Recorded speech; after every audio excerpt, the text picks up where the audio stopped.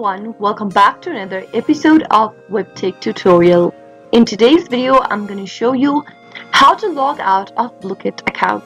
Watch the video till the end and don't forget to subscribe to our channel by hitting that subscribe button. Press the notification bell so that you'll never miss another upcoming upload from us. Open up a web browser of your choice and in the web address bar type in www.blooket.com and press enter on your keyboard. Once you end up on the official web page, click on the login button at the top right in order to end up in the login area. If you are already logged into your account and you'd like to log out, you'll need to go ahead and mouse over to your username at the top right hand corner. Now click the log out button in order to log out of your Blooket account. To log in back again, you'll need to enter your username followed by your password, or select the login with Google option and you'll be able to access to your account right away. That was how you can easily log out of your Blooket account. I hope the tutorial was helpful to you.